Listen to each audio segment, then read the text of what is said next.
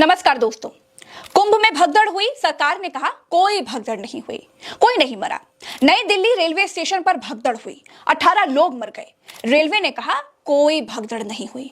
दोनों जगहों पर बेशर्म भाजपा सरकार ने पहले झूठ बोला, चीजें छिपाई, उसके बाद जब सच को निगल नहीं पाए तो सच्चाई खुल गई। कुंभ में 30 लोगों के मारे जाने का सरकारी आंकड़ा बताया। नई दिल्ली रेलवे स्टेशन पर 18 लोगों के मारे जाने की सच्चाई खुल गई। कुंभ जा रहे लोग रोड एक्सीडेंट में कितने मारे जा रहे हैं, अलग अलग हादसों में कितने मरे जा रहे हैं, उसका कोई डेटा नहीं है।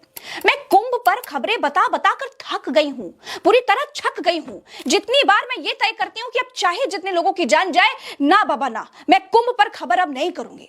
उतनी बार हिंदू भाई बहनों की लाशें देखकर और उन लाशों पर सरकारी मक्कारी को देखकर मैं खुद को रोक नहीं पाती हूं। नई दिल्ली रेलवे स्टेशन इस देश की राजधानी का रेलवे स्टेशन है। वहां भीड़ को मैनेज करने का एक मैकेनिज्म होना चाहिए था, लेकिन नहीं था। आप बड़बोले रेल मंत्री को सुनिए और बातों के बताशे पर ध्यान दीजिए। अभी महाकुंभ आ रहा है, तो महाकुंभ के लिए 13,000 ट्रेन की व्यवस्था की गई और अध्यक्ष जी, कहीं पर भी गरीबों के लिए, मध्यम वर्गीय परिवारों के लिए बहुत फोकस्ड वे में रेलवे का माननीय प्रधानमंत्री जी के नेतृत्व में काम चल रहा है। दोस्तों, रेलवे ने इतने टिकट बेच डाले कि रेलवे स्टेशन पर पैर रखने की जगह नहीं बची। जब एक नाम की 2 ट्रेनें, प्रयागराज स्पेशल और प्रयागराज एक्सप्रेस, अलग अलग प्लेटफॉर्म पर आ गई, रेलवे ने कुंभ जा रहे मध्यम वर्गीय लोगों को ठीक से समझाने वाली भाषा में अनाउंसमेंट नहीं किया। लोग अफरा तफरी में रहे, पहले बैठने के लिए इधर से उधर भागने लगे और सीढ़ियों से उतर रहे लोगों को पीछे वाले लोग रौंद कर आगे बढ़ गए। मैं साफ बात कहती हूं, इसीलिए बदनाम हूं और बिना लाग लपेट फिर से कह रही हूं, मोदी के चाटुकार अश्विनी वैष्णव को रेल मंत्री बने रहने का कोई अधिकार नहीं है। 18 लोगों की मौत का जिम्मेदार रेल मंत्री है।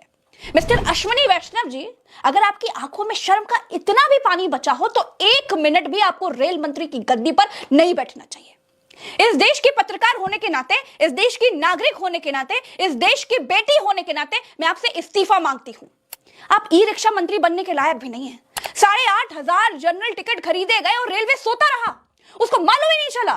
जब 8,500 लोग ट्रेन में बैठने के लिए आ जाएंगे तो कैसे बैठेंगे भैया? अश्विनी वैष्णव जी, आपकी ट्रेनों में लोग कीड़े मकोड़ों की तरह भर भर कर जा रहे हैं। यहाँ पर प्रयागराज जाने वाली ट्रेन आई हुई है। आज मैं स्थिति देख पा रही हूँ, वो ये है कि ट्रेनों के दरवाजे अंदर से बंद या फिर लोगों ने, यात्रियों ने अंदर से बंद कर दिए हैं क्योंकि ट्रेन बहुत यात्री परेशान है कि दरवाजे क्यों नहीं खोल रहे। पुलिस देखिए हाथ में तमाम प्रयास कर रहे हैं दरवाजे खुलवा पाए, लेकिन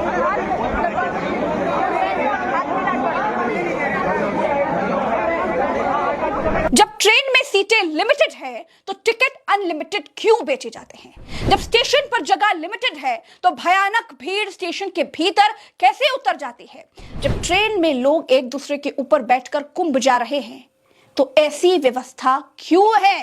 जब स्टेशन पर इतनी भीड़ उमड़ रही है तो फिर एक्स्ट्रा फोर्स क्यों नहीं है? ऐसा भगदड़ हुआ ना कि लोग दबते चले गए। दबने के बाद ऐसे ऐसे लोग थे जिसका हाथ दब गया था, तो हाथ नहीं काम कर रहा था, पैर नहीं काम कर रहा था, कई लोग तो बस बिल्कुल एक औरत गिर गई थी। अब औरत को उठाने के लिए पुलिस वाला उसके पास जा रहा था, लेकिन पुलिस वाला पहुंच नहीं पा रहा था और भीड़ है उसके ऊपर पैर धर के जा रही थी। जिन्हें के गेहूं का बोरी था वो नीचे गिर गया, वो उठाने की हालत में नहीं था। किसी का मोबाइल गिर गया तो उठा नहीं सकता, उठाया तो वो खुद नीचे चला जाएगा। 18 लोग का हमें लग रहा है कम ही बताया जा रहा है, ज्यादा ही लोग मरा था। सरकार की गलती है। एक घंटे में 1500 टिकट काट रहा है, तो उसको पता होना चाहिए कि बंदा जाएगा ये कौन सी गाड़ी से जाएगा। पब्लिक ये मैम पब्लिक से छुपाया जाता है। आपको पूरा क्लियर टोटल ये भी नहीं बताते कितना का डेट हुआ नहीं हुआ, पूरा झूठ बोले जाते। पब्लिक को यहाँ पूरा घुमा के रखते हैं। मैम आप किसकी गलती मानते हैं? हम गलती मानते हैं योगी सरकार का। 100-150 की मौत हुई है, बता रहा 18-20। मेरे भाइयों, जागिए। आप एक पार्टी के पैदाइशी गुलाम नहीं है या फिर किसी भी पार्टी के गुलाम नहीं है। इस बात को समझिए, इस बात को समझिए कि सरकार आपकी, हमारी सेवक है, शासक नहीं है। भगवान के लिए इन नेताओं को भगवान बनाना बंद करिए, वरना आज ये आपकी लाशें छिपाते हैं, घटना छिपाते हैं, फिर भी हम जैसे पत्रकार आपकी बातों को दिखाते हैं। ऐसे ही रहा ना तो वो दिन दूर नहीं जब हम भी हार जाएंगे। आपके साथ हुई घटनाओं को कुदरत का न्याय समझ लिया जाएगा, नियति का न्याय समझ लिया जाएगा, आपकी मौतों को घोषित मोक्ष बता दिया जाएगा। आपने एक आदमी को अघोषित भगवान बनाकर, सो कॉल्ड भगवान बनाकर गद्दी पर बिठाया है। और उस सो कॉल्ड भगवान के राज में हिंदू कुंभ नहाने जा रहे हैं और मारे जा रहे हैं। आपके उस सो कॉल्ड भगवान के राज में लोग बैंकों की लाइनों में लगकर मारे गए। आपके उस सो कॉल्ड भगवान के राज में लोग लॉकडाउन में पैदल चलकर मर गए। सोचिए, आपके साथ ऐसा क्यों हुआ? आपके परिजनों के साथ ऐसा क्यों हुआ? क्या आपने गलत इंसान को भगवान चुन लिया है? दोस्तों, मेरे संबंध गोदी मीडिया में ना बहुत गहरे हैं। हर चैनल में कम से कम 10-20 लोग तो मेरे जानने वाले होंगे ही। मुझे पता चला कि दिल्ली में रेलवे स्टेशन पर हुई भगदड़ की खबर को दबाने के लिए गोदी मीडिया को भूकंप की खबर दिखाने का फरमान जारी कर दिया गया है। अरे, रिएक्टर स्केल पर भूकंप की तीव्रता 4 थी, लेकिन गोदी मीडिया ने भूकंप को ऐसे दिखाना शुरू किया जैसे स्टेशन पर पसरा मातम भूकंप के आगे कुछ है ही नहीं। रेलवे और सरकार की मनमानी चल रही है, ये कोई गोदी मीडिया आपको नहीं बताएगा। कान खोलकर सुनिए, आपकी तकलीफ को कोई गोदी मीडिया नहीं उठाएगा। मैं ज्यादा नहीं बताऊंगी, आप इन दादा को सुनिए और सरकारी नकारेपन को समझिए। देखिए, उत्तर प्रदेश प्रशासन की बदतमीजी, जो कुंभ से लोग नहा करके आ रहे हैं उनके साथ खिलवाड़ किया जा रहा है। प्रयागराज जंक्शन से लोकल ट्रेन बता करके दिल्ली की, और उस ट्रेन को ला करके जो है कानपुर रोक दिया गया है और सवारियों से कह दिया गया कि आप यहीं पे उतर जाइए, अब दिल्ली के लिए ये गाड़ी नहीं जाएगी। कितना बड़ा धोखा है पब्लिक के साथ, कितना बड़ा धोखा। अरे जाग जाओ, जाग जाओ, अरे जाग लो, इतनी बेईमानी पे उतर रहे हो तुम, हैं? अरे मोदी शर्म कर, अरे मोदी शर्म कर, अरे योगी शर्म कर, पब्लिक के साथ कितना बड़ा धोखा। ये बंगाल के आसनसोल रेलवे स्टेशन का दृश्य है। देखिए और महसूस कीजिए कि कुंभ के लिए सरकार ने क्या किया और क्या कर रही है। दोस्तों, ये लगा था कि पुराने वक्त में शायद देश को हिंदू राष्ट्र बनाने वालों की सरकारें नहीं रही थी, इसीलिए कुंभ में घटनाएं हुई। पुराने वक्तों में जो हुआ वो डबल इंजन की सरकार में तो नहीं होगा, ये लगता था, लेकिन डबल इंजन वाले सबसे ज्यादा बेहया और नाकारा निकले। पुरानी सरकारों में अगर हादसे हुए, लोग मारे गए, अरे तो जिम्मेदारियां तो तय हुई। हिंदू राष्ट्र वालों की सरकार में लोग मारे गए तो उनको मोक्ष मिल गया, ये बता दिया गया, उनकी मौतों को ही छिपा लिया गया। हिंदू समाज, हिंदू रीति रिवाज, परंपराएं जितनी सुरक्षित दूसरी सरकारों में थी ना, उतनी हिंदू राष्ट्र बनाने वालों के समय में नहीं है। तमाम उदाहरण दे सकती हूं मैं। जैसे कुंभ में शाही स्नान की परंपरा कभी नहीं बदली।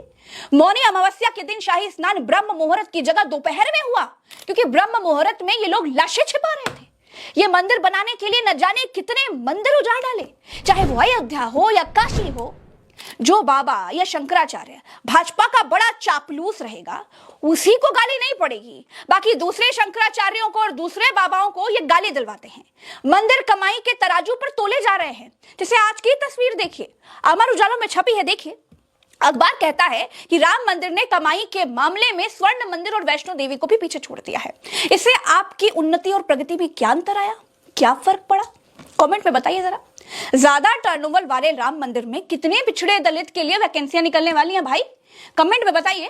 कितना रोटी रोजगार का मसला सॉल्व हो जाएगा, बताइए कमेंट में। योगी आदित्यनाथ को सुनिए, कंपनी लगाकर, फैक्ट्री लगाकर, उद्योग लगाकर नहीं, कुंभ लगाकर उत्तर प्रदेश की जीडीपी बढ़ाने की बातें कर रहे हैं। और ये दिल्ली हादसे के बाद ये बात कर रहे हैं, बता रहे हैं कि कुंभ 2025 प्रयागराज से उत्तर प्रदेश की जीडीपी में लगभग 3.5 लाख करोड़ की अतिरिक्त बढ़ोतरी होने वाली है। और जरा मुस्कान पर इनकी विशेष ध्यान दीजिएगा। आपके अपनों की जान इनके लिए प्रोजेक्ट है। मैं पूछना चाहूंगा कि कोई निवेश आज के दिन पे ऐसा है क्या जहां पे आप जो मूल पूंजी लगाएंगे वो मूल पूंजी के साथ साथ उतना अतिरिक्त प्रॉफिट कमा करके वह आपको, यानी वो प्रोजेक्ट मात्र 21 दिन में उतना पैसा कमा ले। लेकिन ये स्पिरिचुअल टूरिज्म में संभव है और ये प्रयागराज में एक जगह में हुआ है। ऐसे ही लाखों लोगों को कार्य मिला है, उनकी आमदनी बढ़ी है और ये आमदनी अल्टीमेटली यूपी की आमदनी के साथ बढ़ने जा रही है। मेरा अनुमान है कि यह संख्या 60 करोड़ तक पहुंचती है। तो मान के चलिए कि यूपी की जो इकोनॉमी होगी वह लगभग 3.25 से लेकर 3.5 लाख करोड़ रुपए की अतिरिक्त यूपी की जीडीपी में बढ़ोतरी होने वाली है। ये वही कहते हैं जो इनको समझा दिया जाता है। आप अगर थोड़ा बहुत भी अर्थशास्त्र को समझते होंगे तो आप अपना सर पकड़ लेंगे। क्या धर्म आय का साधन हो सकता है? कितने नासमझ, कितने बचकाने और कितने सतही होंगे वो लोग जो कुंभ को अर्थव्यवस्था से जोड़ रहे हैं। अरे कमाई का जरिया मान रहे हैं और बड़े खुश हो रहे हैं। इनका विजन इसी से समझ में आता है। नया भारत नई दिशा की ओर जा रहा है। यहाँ मंदिर कमाई कर रहे हैं, कमाने वाले स्टेशन पर और कुंभ की भीड़ में कुचल कर मरे जा रहे हैं। देखिए, मैं बहुत कुछ कहना चाहती हूँ, बहुत कुछ मेरे मन में है। रेल यात्रियों की पीड़ा और कुंभ में जाने वाले लोगों की परेशानियां इतनी हैं कि मैं 2-4 दिन आराम से इस पर बोल सकती हूँ, लेकिन समय की भी अपनी मर्यादा होती है।